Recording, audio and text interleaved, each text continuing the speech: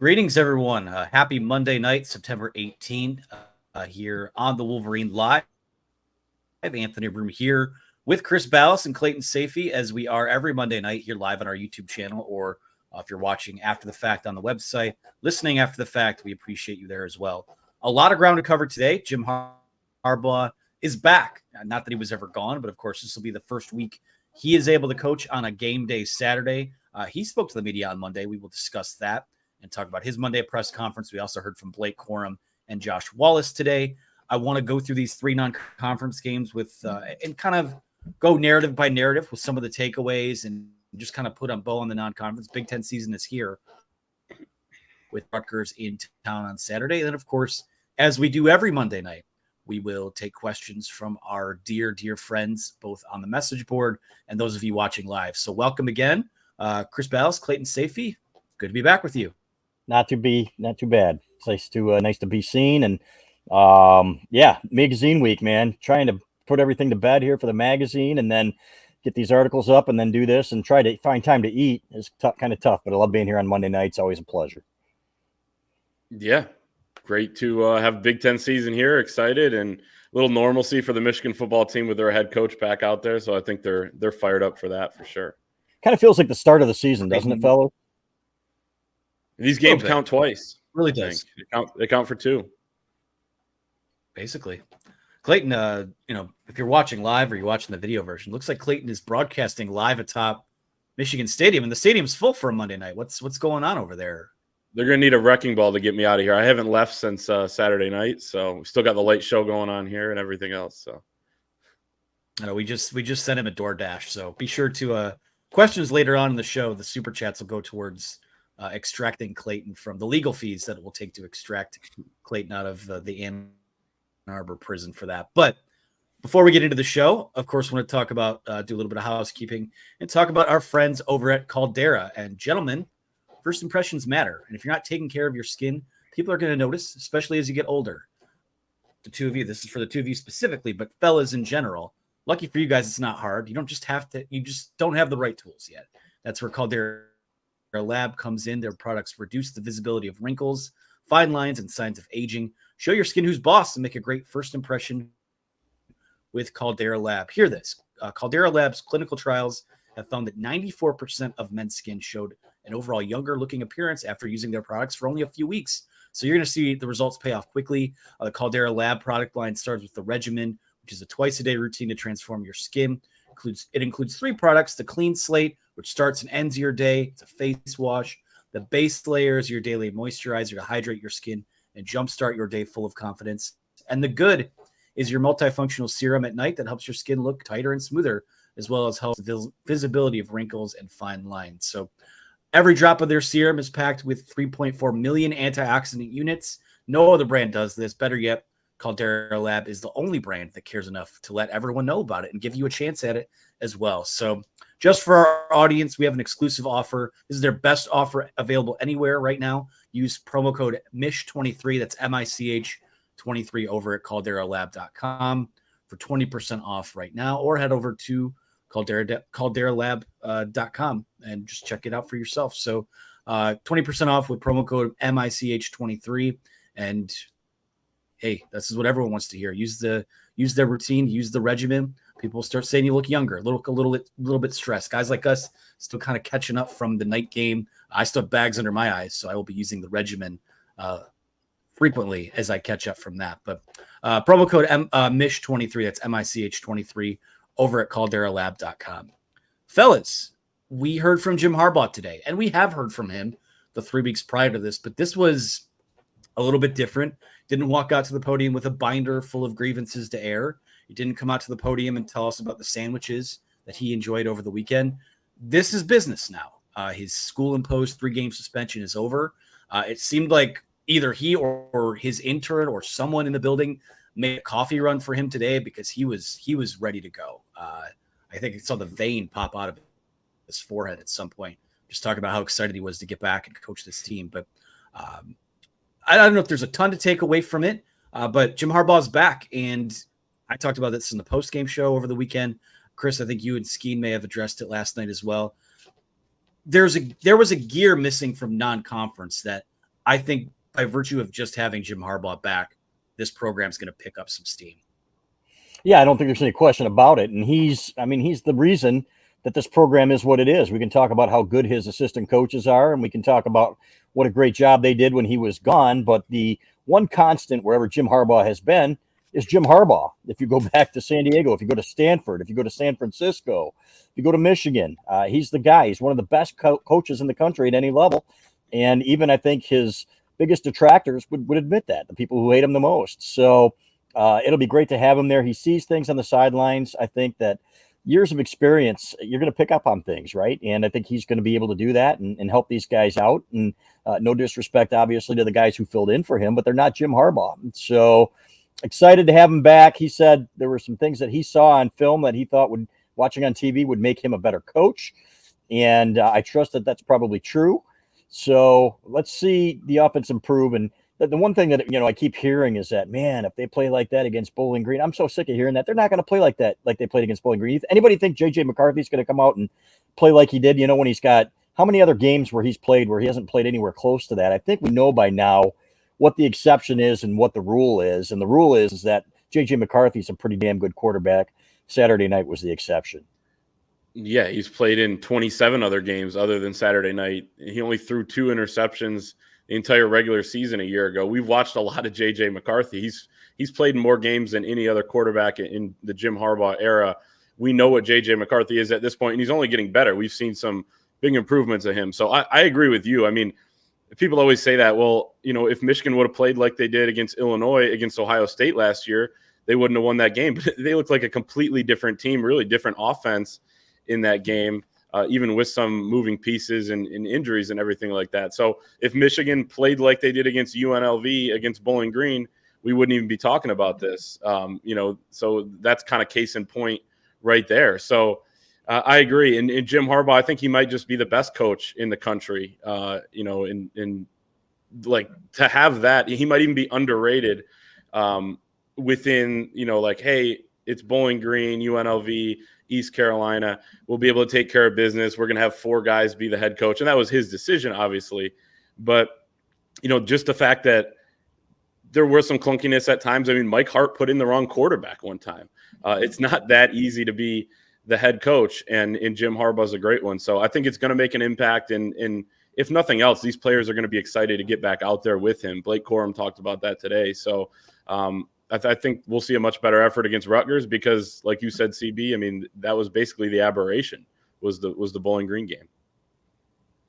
We will most certainly be talking about the J.J. McCarthy interceptions, maybe in our next segment. That's a little tease for you. But something I thought was interesting what Harbaugh said, and I don't know how much I believe this or not, but he thinks that, just from his view, obviously watching on TV, watching from a computer as he did while he was traveling over the weekend, I think something that he saw is that the players, this group may have just been striving for a little too much perfection instead of just playing the game.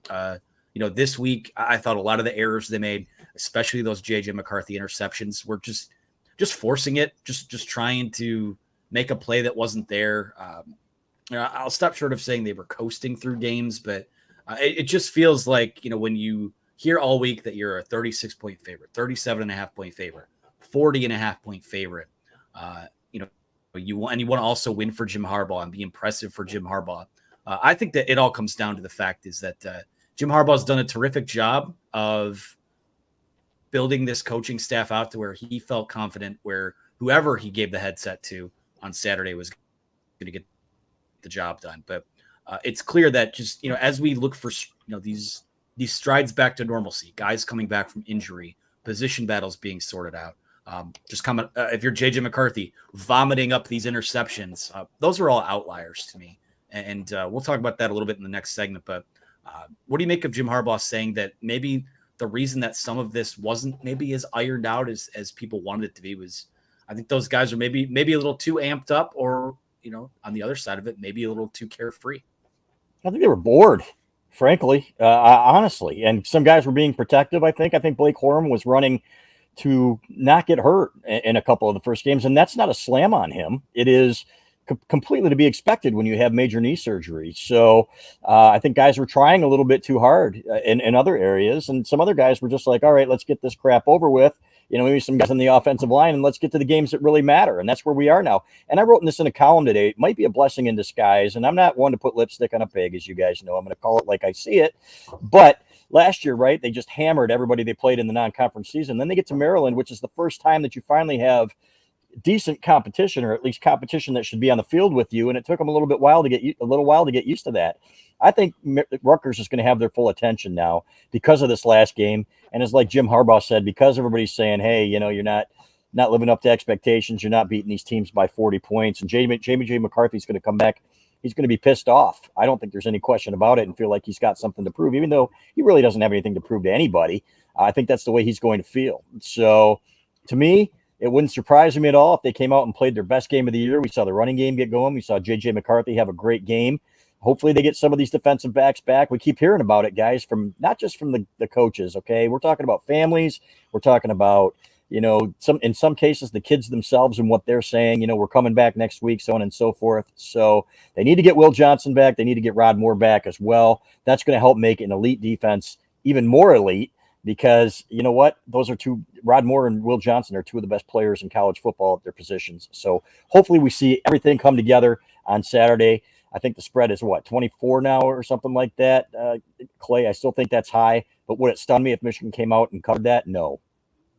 Oh, not at all. And it opened at 31. So, people probably betting it down, but we'll see on that. I think, Anthony, to answer your question, I think it's just kind of more human nature than anything. You play these games, and there are a lot of guys that have played a lot of football here. They've been on big stages, and maybe like you said, CB, they lost a little bit of interest. They lost a little bit of focus. I think we definitely saw that.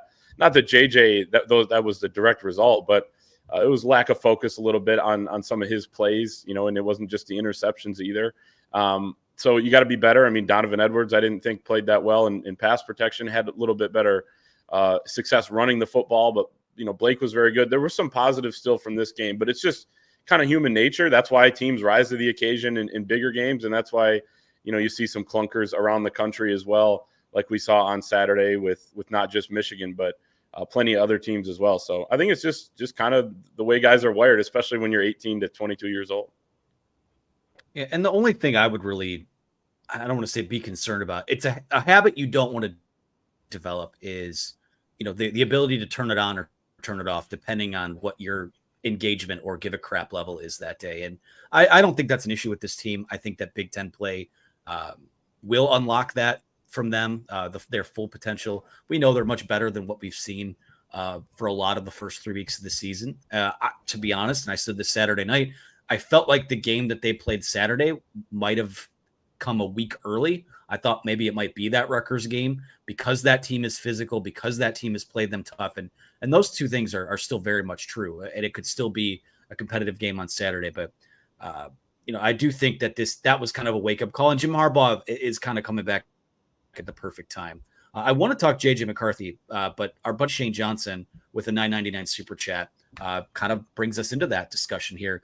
It was deflating coming back to the big house and seeing JJ have that game. But this is why I love Jim Harbaugh and welcome him back. Jim Harbaugh said on Monday, JJ is smart enough to know that he didn't play well, but he's smart enough to know he can learn from it. And I guess my response to that, before you guys give way to it, is I don't know that a win is ever deflating. I don't know that a 25-point win is ever deflating. Now, you want to see your team be perfect. You want to see them come out in the non-conference and play with their hair on fire like they did those first 3 games of last season. But Shane, we love you. I think deflating is probably overstating it a bit. I think it's deflating for him because he wanted to come to the game and see JJ play extremely well, right? I think that's what he's probably talking about. So, and I understand that because if you're coming to see your best player, for example, if you go to see Barry Sanders play for the Lions so many years ago, and he rushes for 10 yards on 9 carries, you know what? It's kind of a bummer. So I understand it from that standpoint. At the same time, maybe this is a wake-up call for him too. Everybody was kind of excusing the first interception. And, it's still on the quarterback to make sure that area is clear before you throw the ball. So that's still a J.J. McCarthy mistake, too. And I know that people, there are some guys out there wearing J.J.'s jersey that think he can do no wrong. And that's just simply not the case. So he needs to be better, and he knows it. And that's the best part about it. You could tell, guys, couldn't you, how pissed off he was after that game at himself, at nobody else. Yeah. And he said, man, that one that I threw on the sideline, I've made that mistake so many times in practice. It'll be the last time it happens. And I'm like, damn, it's better now than this week or against a team that has a chance to beat you is the way I felt about it. So Shane, yeah, I don't think you're going to see that again. We know that he's an elite quarterback. As we stated earlier, this kid, I don't know about generational like Jim Harbaugh said, but he is certainly going to be playing in the NFL for a long, long time. Yeah, not to bring up bad memories, but the look on his face on the sideline was kind of the same one as in the Fiesta Bowl, and he responded well in that game. I mean, I remember Jim Harbaugh last year kind of speaking into existence that he's unflappable and he's the Iceman and all that stuff, and he did play well after throwing 2 pick sixes in that game. This game, he still made a couple good plays afterwards, but I thought those kind of fed on themselves. Even throwing it away, like I know he was trying to throw it away, but it just didn't feel like quite like him in terms of the effort of really getting it out of bounds. So he knows he needs to be better. That look in his eye in the post-game press conference was similar, and not to invoke Cade McNamara here, but the Rutgers game in 2021 where Michigan didn't get a first down in that game until there were 5 minutes and 24 seconds to go. In the fourth quarter, they didn't get a first down in the second half until that point. And the way Cade was looking and kind of staring off into space and talking after that game, it felt like they had just lost. And for JJ, it was the same thing. Chris Jenkins and Blake Corum were joking and laughing about Jenkins not getting in the end zone, and JJ was kind of sitting to himself, like, pretty stoic. I say that all to say that I agree with Jim Harbaugh. JJ knows he needs to be better. He said that, and he has been so much better in his career that I don't have a ton of reason to believe that he won't be moving forward and he won't learn from the mistakes that he made. I mean, sometimes you got to make them in the games to really learn from it and correct it. So, and I know I've said that a couple times in the non-conference season. It applied to other guys, and now it applies to the guy that really could do no wrong through 2 games. So maybe it's a nice little experience for him. And Harbaugh said Monday too, the discussion we were having before the game is that he's thrown 7 incompletions total and 5 touchdowns on the season. So you can blame Jake Butt. It's funny how quickly the narratives change. Yeah, what Jake Butt gave, it's the old announcer curse, right? Same thing with Jared Goff's interception streak, but we won't get into that. Yeah, I mean, again, if JJ McCarthy goes to Penn State and throws 4 touchdowns and 250 yards, or same deal if they, when they play Ohio State, no one's going to remember or care about the Bowling Green game. I think there's a lot of prisoner of the moment type stuff going on, both with McCarthy's performance and also with what we saw on Saturday night. Again, I know it frustrates some people when you throw out the reasoning behind it, or that the fact that 4 of the other top 5 teams, really the entire top 5, USC was idle, but the top 4 didn't look very good on Saturday. It's just week 3 was weird, man. And the only thing that really matters now is what comes next. So any other takeaways from Harbaugh on Monday afternoon? He seems ready to get back out there and excited like it's the season opener, frankly, and I didn't blame him. So it was interesting listening to him talk about, I'm going to make some changes to make sure I do things better with analysts, making sure they're not coaching. We told them not to do it, type of thing. Sometimes guys just get out there and want to do it. So who knows? Hopefully this stuff with the NCAA ends sooner than later, and hopefully Jim Harbaugh's back next year. There are a lot of people who think he won't be, fellas, because of the way this has gone down. It is no secret, and we've said this on the message board, that Jim Harbaugh was not happy about this. No, he was not part of that decision to say, hey, we should suspend me for 3 games. Let's do a school-imposed suspension so that, we'll just get this out of the way, and doggone it, I've learned my lesson. No, I think that he feels I wouldn't say betrayed, fellas, but I know that he's not happy about it. So, but I do know that he's happy to be coaching this team, and hopefully he'll come back. These guys take care of business like we know they can, and become that team that we know they can. And I think having Jim Harbaugh back will certainly help that. Yeah. I mean, would you go to your garage right now, take a baseball bat and slam it against your kneecap? I mean, right. I wouldn't. So that's exactly what he said, right? Exactly. Yeah, exactly. Or the shoulder, which would also hurt a lot. But yeah, no, obviously, great points there. And I'll just say, Harbaugh said, oh, if anyone asks me why I'm out of breath or, I look busy or whatever, it's because there's so much to do. I just feel like he is just full of life right now. So that was basically the biggest takeaway. And, all the different topics he hit on. I mean, he was as enthusiastic as ever So sometimes he goes into the shell a little bit once the meat of the season comes, but that was not today. He looks ready to go, but also was willing to, kind of talk about everything that's gone on. Him watching the game from his laptop. Luckily it wasn't Peacock. He didn't have to figure out the Peacock thing, but so yeah, it'll be good to see him back on the sideline on Saturday. Yeah, he's ready to go. I mean, like I said, someone brought him 2 giant coffee, double shot coffees. Dan Campbell's order. Yeah. Yeah. Well, Dan Campbell is cut off from coffee this week. So no coffee for you. That's right. That's right. Before we move into our next segment, we're going to talk a little bit more about these non-conference takeaways, some of the narratives, some of the storylines that have come out of it. But before we do that, I want to talk about rogueshop.com.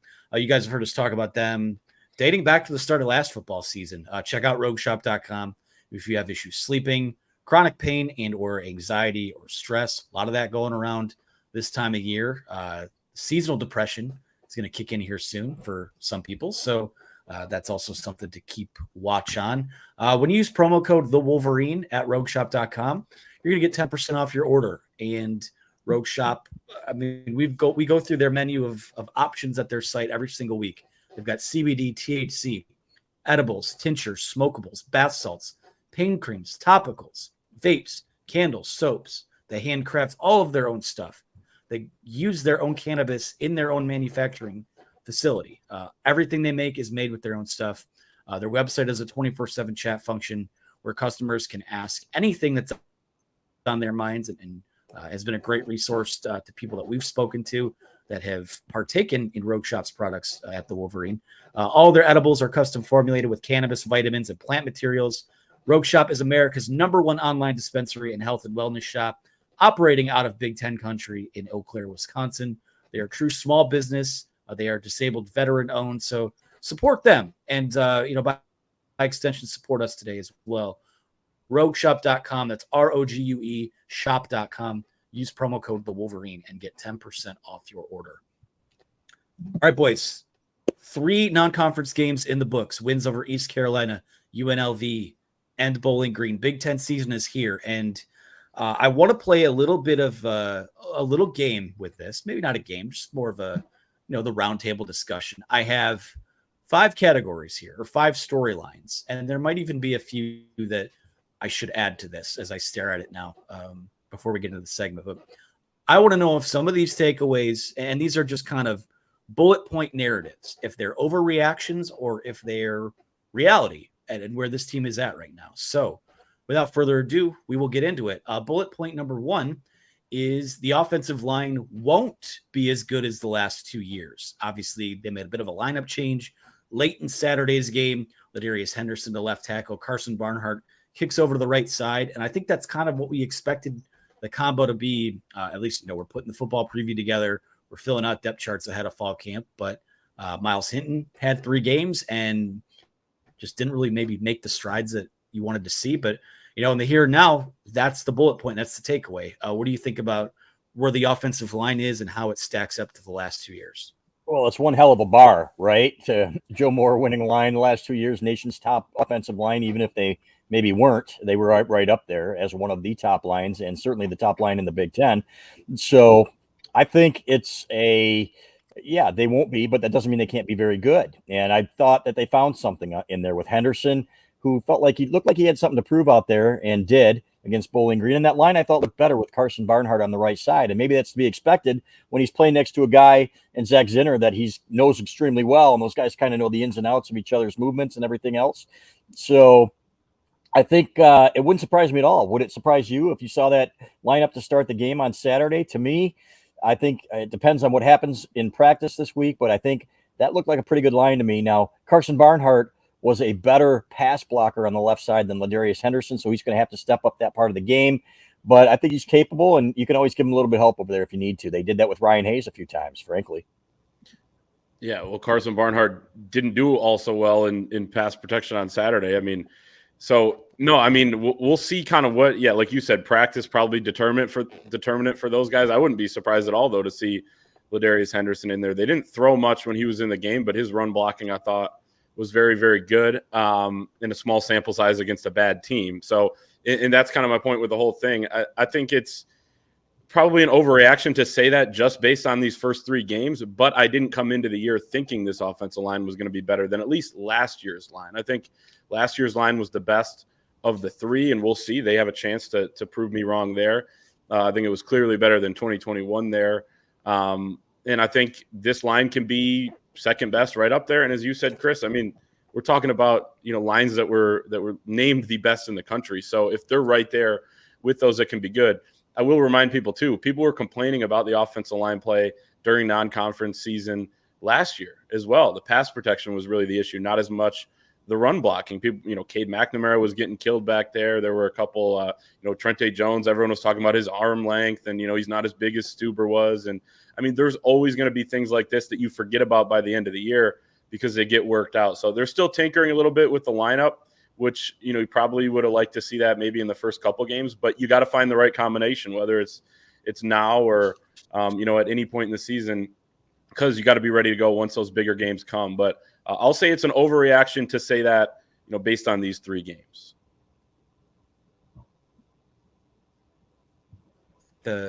This offensive line, I think really the biggest stretch for them is coming up here in this Rutgers game. And then you go on the road twice. That's where, your communication on the road has to be on point. Your chemistry on the road has to be on point. So, I mean, if this is the 5 they tried out there Saturday, obviously the 5 that we saw to end the game, I have no issues with it.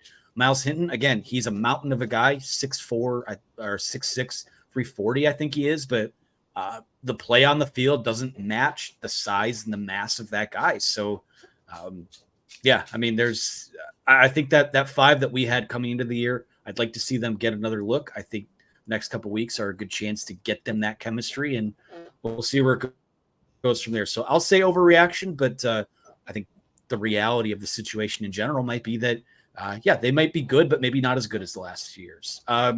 We kind of talked about this one already at length in the first segment, but I'll go to it anyways. Overreaction to reality. The JJ McCarthy interceptions are alarming. Not to me. And basically everything that we just said in the first segment, right? Everybody's entitled to a bad game. He didn't play well. He had a lot of bad throws. And I think that's just part of it. You know what? It happens. Stuff happens once in a while. I can tell you great quarterbacks everywhere. I can go back to some of Tom Brady's worst games with the New England Patriots, right? And say, hey, it happens to everybody because it does. So not at all to me. I think it's an overreaction to say his interceptions are alarming. Yeah, no, I totally agree. Couldn't agree more. And, I think sometimes JJ gets a little bit bored. The Big Ten championship game last year, he was absolutely rolling early on, and then he threw a pretty bad pick, and it was like, okay, where did that come from? That sort of thing can happen. But again, we watched so much JJ McCarthy throughout his career now at Michigan. He has so much experience, and we have so much experience watching him that, I can't say with a straight face that it's alarming, although there are some issues there that need to be cleaned up. But that's, you're going to have those coming out of every game. They're not going to be as big as that, but definitely an overreaction. But not as much of an overreaction. Not as much as an overreaction as this guy over here saying they're going to go 8-4 this year, whoever that is. Because I'm just reading in the comments here. That's hilarious. You got a defense here that's going to be fantastic, and they are going to. There's a question mark there, though. No. There was somebody before him that said, "This is I'm being a realist." In other words, he's a Sparty or an OSU fan saying, "I'm just a realist, and this team's no good." This defense is going to keep a lot of these teams that they play off the scoreboard for most of the game. So you're going to win a ton of games like that, just like that. So, and the punting game, come on, man, 8-4, give me a break. Well, overreaction to reality. Michigan's going 8-4 this season. Right. I'm not going to give a ton of oxygen to that. I mean, we were getting these comments Saturday night too from people that I don't typically recognize on these live streams. So again, appreciate the comments. If that's how you feel, that's great. No, if that's how you feel, that's great. Would love to see the evidence for that. I mean, they don't play anyone this year, guys. I mean, they play Penn State and they play Ohio State. I mean, if they lose those games and they count for 2, sure. But yeah, I don't see that. But as Clayton is chopping here on the live stream. Keep chopping. Anyways, keep chopping. No disrespect. Overreaction or reality. This could be Jim Harbaugh's best defense since he's been at Michigan. Too early to tell, but I think yes. And I will say it's reality because we haven't seen it at full strength yet. And you know what? The only points they've given up, fellas, for the most part, I think they gave up 6 in the first half to Bowling Green, and but they didn't have half their half of their best secondary players in the game, and including a guy who can be a lockdown corner and a safety who is legit one of the better safeties I've seen at Michigan in the last 20, 30 years in Rod Moore. So, yeah, I think that's for real. I think Mike Elston is a guy who doesn't blow smoke, Michigan's defensive line coach, and he said this is the best front seven that I've ever been a part of or coached. And I think he was talking more about the line, but then he said front seven, and I'm right there with him. Now, guys, without giving it all away, it could be a little shorthanded on Saturday up front, which would be a bummer. But still, there's enough depth there that I feel very comfortable that they're going to be okay against Rutgers. It's a good thing that that they have some depth, and we'll see what happens. But to me, yeah, I'm buying on that. I think that's reality. And with that being said, they still have a lot to prove. The word could here is very important. I mean, it's definitely not an overreaction. I agree. It's reality, even though I'm not ready to crown them as Jim Harbaugh's best defense. 2016 was very good. You know, they had some other years where then it didn't go so well at the end, so it's kind of hard to give the crown to them. But in part because of Jesse Minter, too. The system they're running in this era right now of college football, it's perfect. And then the personnel is really good. They brought a lot back from last year. You do have a couple question marks still and didn't learn a ton from non-conference play. But, yeah, I think it definitely could be Jim Harbaugh's best defense by the end of the season. But, you know, what we've learned so far in non-conference play, it's too early to make any sort of judgment. But could is a very important word there. Yeah, could is carrying a lot of weight here for sure. Again, we'll see what happens. I think the pieces are there, especially if you get healthy on the back end. I mean, if everyone stays healthy, I think at least in that front seven, they're probably the most physical and athletic front seven that Jim Harbaugh's had. I think they've got a lot more guys that can make those big kind of explosive plays up front and in, you know, at the linebacker position. And obviously we haven't even really seen Will Johnson yet. And he could be a top, 10 NFL draft prospect, regardless of class right now, just given what he brings to the cornerback room. So again, we'll see what happens there. Again, three weeks, a lot of overreactions coming out of the weekend. So we're playing the game. So the next one we go to, Chris, you kind of alluded to injuries. I would say overreaction or reality. The injuries on this team right now are a big concern. I think you're on mute. I am on mute. Yep. The not a big concern. The injuries that I was alluding, the newest injury that I'm alluding to is not going to be a season ender or anything like that. But it's something that could affect them up front. On the back end, Rod Moore has a knee issue, and it was much better last week. This is from somebody very close to it. So they are optimistic that that's going to come on. It's not like one of those soft tissue injuries that can linger. Oh my God, it's a hamstring. And then he keeps pulling it like Nakai Hill-Green. So everybody says, I hope this isn't like a Nakai Hill-Green thing. It's not, no matter what. It's not. Now, could soreness come back? Could it linger? Could he re-injure it? Something like that? Sure. But it's not like that. So they're just being overly protective is what we are hearing. It's not like the Nakai Hill-Green thing. Same with Will Johnson. This is from people close to him, from people in the building, stuff like that. Is it possible that he could have a setback or something? Sure. But as of now, it's not a big concern. I'll tell you what, if in 2 weeks they go to Nebraska without these guys, then it's a huge concern to me. Because then it's like, okay, what don't we know? But or are people, as everybody, being untruthful, and that includes, and I'm telling you, everybody, everybody close to it. So it's not like we're guessing here, fellas. You have way too much faith in Jeff Sims. I would say I would be concerned if they have to go to Minnesota without.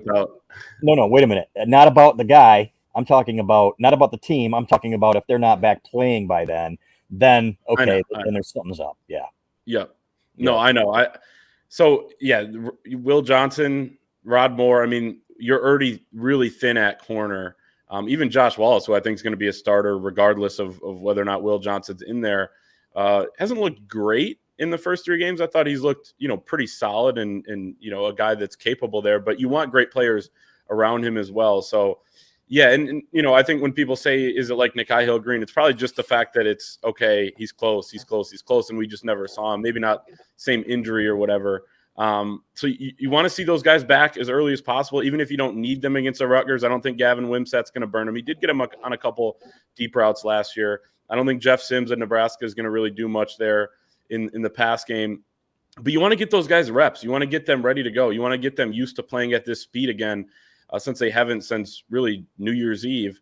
And then you're rolling once you need them against some good skill position players against Minnesota or some other teams down the road. So I wouldn't say it's a big concern this week, but it's definitely something that, you're going to keep your eye on, because if you're healthy, you get out there and play, and you want these guys to be ready to go for when they need them.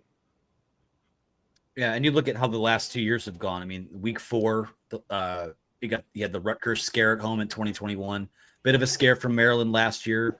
Same situation coming into this year, Rutgers in week 4, and then it was kind of week 5 where you make that first road trip, where you really kind of start to see what this football team is and what they're going to be. And you would hope that by then, especially that road trip, that you see guys like Will Johnson and Rod Moore out there and some of the other guys that are banged up. So we'll see what happens there. And again, I already know what direction this one's going, but it's on the sheet and we've got time to fill. So I'll say it. Overreaction to reality. Michigan missed Jim Harbaugh the last 3 weeks. Absolutely. And we just talked about that again in the before all these questions. And he's one of the best coaches in the country. Clay thinks he's the best coach in the country at any level. And he might be right, given his success over the last several years. So, teams take on the identity of their head coach. And this is, again, nothing against the guys that filled in for them. But you know what, when you're going through it and you got a different head coach, and I give them credit for that, they weren't going to lose any of these games, right? So everybody got an opportunity here to, not everybody, but 3 guys got an opportunity to be a head coach, and I thought it was great. So, but having him there, the heart and soul of this program is absolutely huge, and having him on the sideline will be absolutely huge for them going forward. Yeah, almost everybody had the opportunity. Yeah. I mean, 4 out of your 10 assistants. And then you also promote Ben Herbert. You bring back your dad. A lot of guys in different places, though, and a lot of guys doing things. Jesse Minter's calling plays on the defense, but he's also being the head coach. Sharon Moore is calling plays on offense on Saturday, which could have played part of things, but also being the head coach.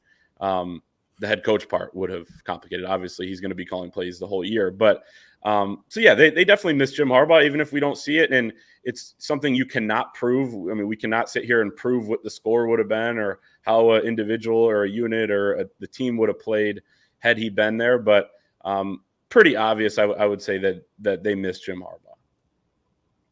Obvious. No reason to even, again, go more. That's bad show prep on my part. I'll throw one more in there, though. The fact that, first 3 weeks, Ohio State comes out, doesn't look super great, but steadily improves over 3 weeks.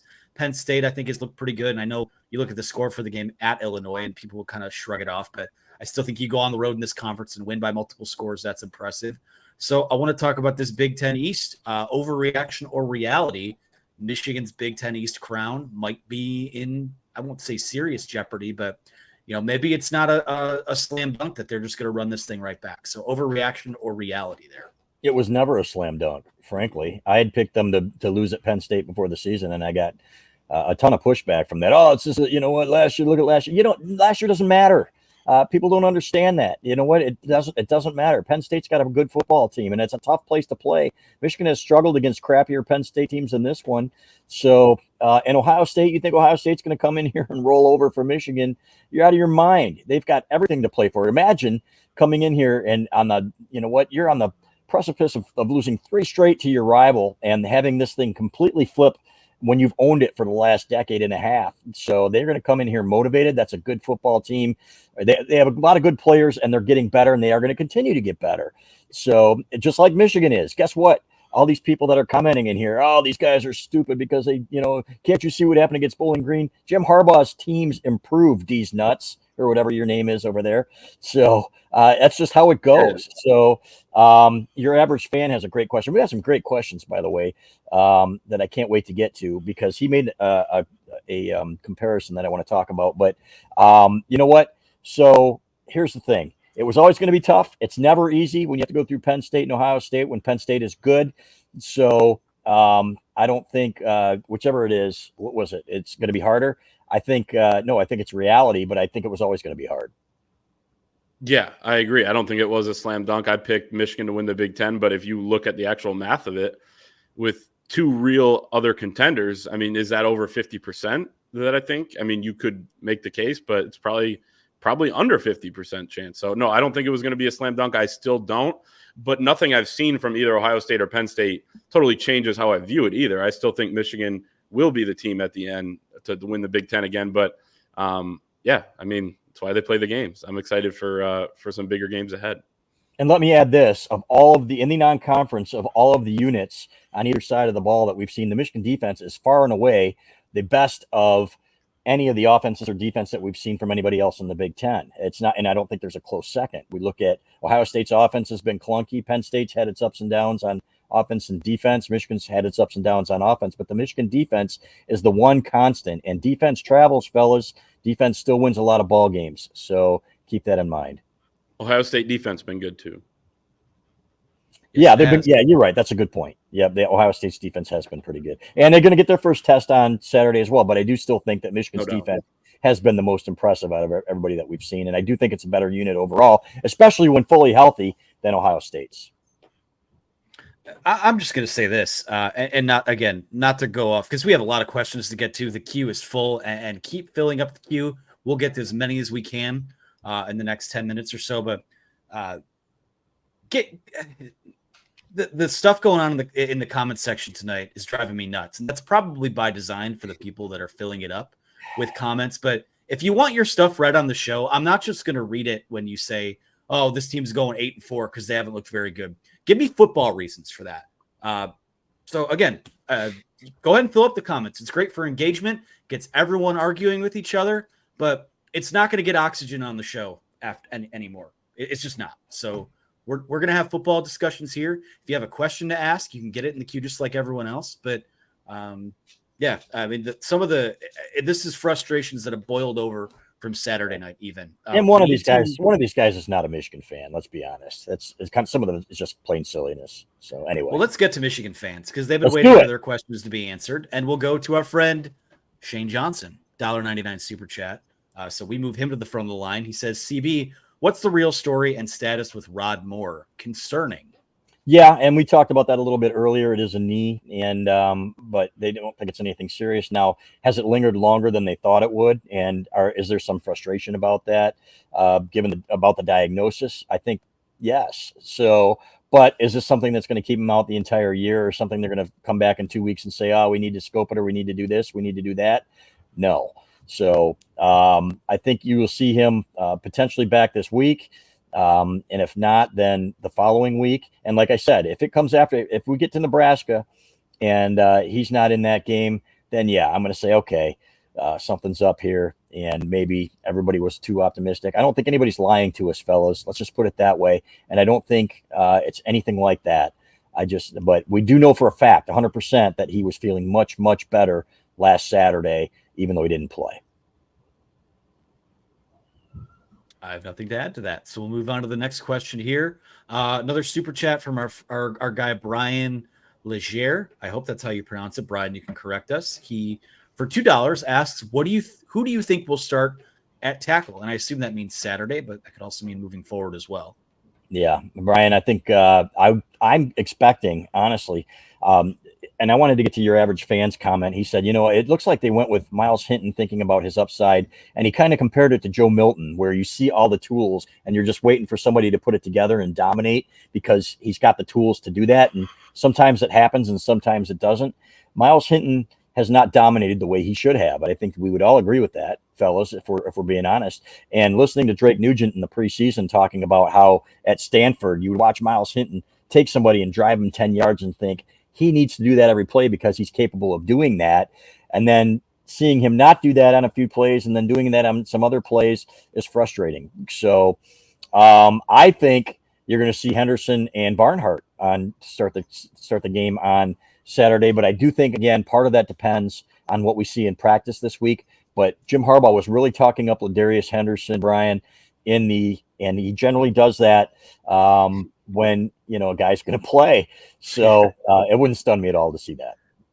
Yeah, I mean, if I had to bet on it right now, and again, like they've maybe taken the practice field once, maybe just the guys that didn't play much on Saturday. Like, it'll probably get worked out in the next couple of days. But if I had to bet on it right now, I'd probably say Ladarius Henderson on the left and Carson Barnhart on the right, and maybe we see, if someone's not playing, up to where they need to, then you see another guy come in. A little bit surprised Trente Jones hasn't gotten more of a look at right tackle, but he's doing a good job as the extra lineman. But I'd say that, even though, practice will probably be that final, tiebreaker type of thing.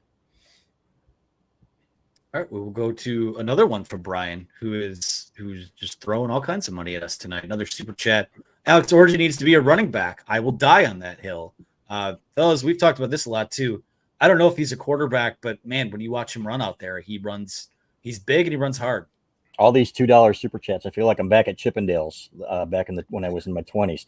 So Orji needs to be a running back. I will say this: he needs to be on the field in some capacity, and I think they're trying. I really do. I like him. You know what? People we've talked about it. Jabril Peppers might have been a better running back than he was, and he was so good in the secondary. But he could have played both ways a little bit more, and maybe these days he would have. But I hear you, buddy. And I do know for a fact that they were running some things with him, some different looks, other than just the Wildcat where they're going to snap it. And we know everybody in the stadium knows where he's going to go with the ball and everybody on TV as well. So I don't think it's going to be his kick returner. Jim Harbaugh said maybe he could be the best of all time. A little hyperbole there. Maybe. But I do think that you could see him on the field in other capacities other than just being a Wildcat quarterback. Yeah, I mean, I think he could be a decent running back. He's a little bit tall, but if he moves to running back this year, what is he, third on the depth chart at best still? Fourth. Yeah, right. I mean, maybe he competes with Kalel Mullings or whatever right now for the third job, but it's not like it would get him on the field immediately. He's still intriguing to me as a quarterback. I know he has to improve as a passer, but there's just something about him. I love the way he runs, and if he could throw, and be adequate throwing the football, he really interests me, if you had to go with some sort of option down the road or as a backup. But go back and watch his 10-yard run too. Ladarius Henderson, fantastic blocking on that play as well. And I do like watching Alex Orji run. So maybe we could see that down the road. Would love to see it. I mean, we've sung his praises a ton of times as a guy that might be one of their best, 10, 15 athletes on the team, but I just don't know if it's a quarterback. I mean, it's clearly not, or else we wouldn't be talking about backup quarterback still heading into the fourth week of the season, which, I'll just put a flag in the Jack Tuttle camp right now. I assume he's going to be that guy for now if he stays healthy. You had seen enough, and that one snap was enough. Well, I mean, by virtue of, I don't know. Guys. No, I agree with you. I agree with you. Save him for Ohio State. No, I'm with you though. You're right. Tuttle is the guy. I agree. Yeah. By default. We didn't really exactly get closure on that whole situation Saturday night because we were too busy, being, I say we as the fan, talking about the Michigan fans as opposed to the three of us, red in the face about the interceptions and, watching Bowling Green at 11 o'clock at night on a Saturday. Let's go to, I had a couple here that I lost. I like this one from Brian Block, who says, is there any concern about the number of plays they're running? BG might be an outlier, but if they want to wear down defenses, they need to run more plays. And I would agree with that. We charted it, I think, last week, and they had actually run the exact same amount of plays through 2 games this year that they did through 2 games last year. That gets thrown out of whack Saturday when I think they only had 47 snaps. But when you give the ball to the other team the way that they did, that's gonna drive that number down a little bit. So, I mean, in order to run up those plays, you have to have the possessions to do it. When you're giving the ball away in these possessions, that kind of cuts into that. So I don't know that I'm concerned with it, but it also does, we talked so much last season about this offense, quote unquote, leaving meat on the bone. The way that this clock moves now, there's not really a whole lot of room to leave that meat on the bone because you're not going to get the ball back as quickly as you did last year. The margin for error goes down when you play Michigan style. And, I asked Sharon more about this in the postgame. He said, yeah, you got to adjust your strategy a little bit, but we're going to do what we do.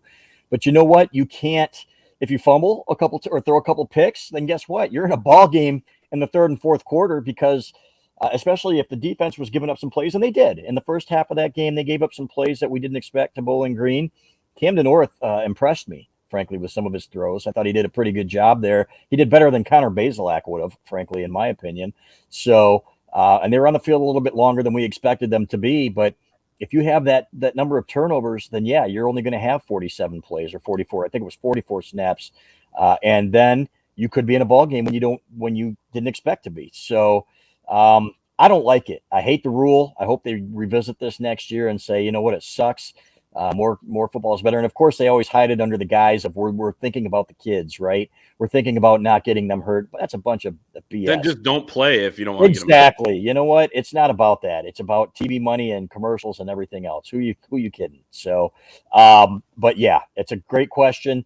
I don't like it, but as Anthony said, the first couple of games, and again, part of that too was because the defense was getting teams off the field so quickly. But would it surprise you at all if other teams tried to run the ball a little bit more on Michigan and dinked and dunked and took some time off the clock so they could be in a second half game and be hopeful? Wouldn't surprise me at all. Yeah, no, I mean, I agree. And it definitely, you make those mistakes and, you know, they're maybe a little bit worse because of this. 44 plays in this game by Michigan. It's the least amount they've run since a 2011 game against Western Michigan that ended after 3 quarters due to weather. And they ran 39 in that game against Western Michigan, which is actually pretty low anyway. But it's the lowest amount in a full-length game that I've found this century. So a little bit of an outlier there. I don't think we're going to see them only run 44 plays. I think they went over 10 minutes without having the football there in the first quarter due to, you know, 2 straight turnovers. And then you end up throwing a third straight 5 plays into your next drive. So a little bit of an anomaly, but it's a good point and something that I'm going to be monitoring throughout the season, how this goes. And I say if teams want to try and run the ball in Michigan, I say good luck because that is not where the deficiency of that defense is in the here and now. So, hey, if they want to try and do that, that's fine. Michigan will keep sending teams off the field after 3 plays, and you give that offense more possessions. So if that's what it's going to be, I say let them do it. Time for a couple quick ones here. Another one for Brian Block. Brian is defending the block tonight. Has there been any development with Amorian Walker? And it doesn't really seem like it. He hasn't dressed at all the last few weeks. Yeah, I mean, you talk about. There was another question there about, do you think Josh Wallace will stay the number 2 cornerback? I think he kind of will by default because the guys that were earmarked to compete for it, Amorian Walker hasn't been out there. Jaden McBurrows was out this weekend. So yes, really. Yeah, it's a foot injury for Amorian, I believe. So, and it's taking a while to heal. And he's missed significant practice time, which he could not afford. Let's be honest. I mean, he really, to stay on that trajectory that everybody was hoping that he would be on, he needed that practice time. Hasn't gotten it. So right now it's Josh Wallace, and I think he'll be fine. I do. He's had some good games. He's had a couple bad moments, but you know what? Every cornerback is going to get burned at some point, even by, maybe it's a concentration thing. I guess we'll find out more here. Probably not this week. I don't think Rutgers has the best passing game, but God, think about it. I'm trying to think down the road here as to who's really going to challenge these Michigan cornerbacks with their passing game. It's going to be a while. Yeah, Minnesota's receivers I like, but I don't know about the quarterback. That Odu-Hilaire, though, is a pretty good receiver. He should have caught that ball in the end zone. Josh Wallace is lucky he didn't. But, yeah, we did see Amorian Walker jogging out of the tunnel and onto the field at halftime. I was watching him in a sweatsuit jog, so he looked okay there, so maybe getting closer. And I think Klink said a couple weeks ago that it's not supposed to be season ending, but yeah, I mean, this practice time would be really valuable for him. So might be more of a next year type of thing on Amorian Walker, but who knows?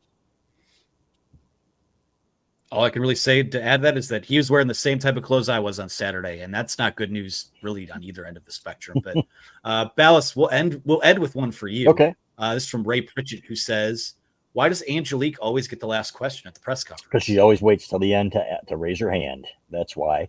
And she's usually asking in 2 or 3 parts, Ray. And I think she understands that she can get, she's not holding anybody else up by doing that. But yeah, it's always fun. And she always has a good question. I'll give her that. No She's doubt. the best. We love Angelique. Shout out to her. And also, Neil Wiggins says, any comments on Juwan Michigan basketball? Not a whole lot to report on the court, but get well soon, Juwan Howard. Amen. Yeah. Emergency. I don't know if it was emergency surgery, but certainly a serious heart surgery last week. Sidelined for 6 to 12 weeks. We obviously hope for nothing but the best for him. Yeah, Godspeed. And I do think this team could exceed expectations, fellas. Jalen Llewellyn comes back as another ball handler. And yes, I understand that he's not, the answer. He's not Mike Smith or whatever. Then I think that they can be okay. And I think Doug McDaniel's going to take a huge leap. Terrace Reed had an unbelievable summer. So I think you're going to see him take a leap. I think they're going to be better defensively. I don't think there's any question about that. It was embarrassingly bad at times last year. You got rid of they'll have better chemistry. Say it. I'm just going to say it. Say it. No, I'm going to say they'll have better chemistry and guys who are more invested is how I'm going to put it. And I think that's going to help. And the best player on this team, guys, might be Olivier Kamwa. We'll have more on that Inside the Fort on Friday. So, guys, if you haven't signed up, take advantage of our $1 deal for the first month and sign up. We're going to have a good Inside the Fort here and some intel on basketball on Friday. Yeah, I don't know that there's anyone else in the running to be the best player on the team with Olivier Kamwa, for sure. Well, I think Doug could be. I think that Terrace Reed could be with some great experience. We've seen a lot of guys take that freshman to sophomore leap, fellas, over the years. You know what? Look at Nick Stauskas, man, what he was as a freshman and what he became as a sophomore. So I think you're going to see some guys make some leaps, and I think it's going to be I think it's going to be fun. I think it's going to be better than we expect it to be. Kobe Buffett, great, big leap. Huge leap. Yeah, he had the biggest leap, points per game, year over year, freshman to sophomore year, in a really long time. I can't remember the exact time frame, but no, prayers with Juwan Howard. Janine Howard, his wife, shared an update yesterday. Getting stronger every day, surpassing all of his benchmarks with flying colors. Hope to be out of the ICU today. That was yesterday. Ahead of schedule. Truly grateful for the excellent care and the gift of life. Love y'all, go blue. So fantastic news, and cannot wait to see him back on the court for sure. Marcus Ellis, by the way, made a good point about TJ Waller getting some good time along with Jair Hill, and those guys are going to continue to progress. TJ Waller might be the surprise of this recruiting class. They love him, his size and what he's showing at corner. Great observation there, Marcus. Are we going to get to my comment too? Clayton Safey, 8-4. That's not really you. You're out. It is. Actually, but I'm just. Is it really? You smart ass. All right. Block this Clayton. That's too good. Well, all right, guys. It's a good place to call it for tonight. Thank you for your time. Chris already shouted out the $1 deal over at thewolverine.com. So definitely get on that. $1 for your first month of access. Subscribe to the YouTube channel. Like this video. Leave a positive review wherever you get your podcast. If you're listening to the audio version. I'm Anthony Broom for Chris Ballas and Clayton Safey. Have a wonderful week, and we will talk to you guys again Thursday as we preview the Rutgers game.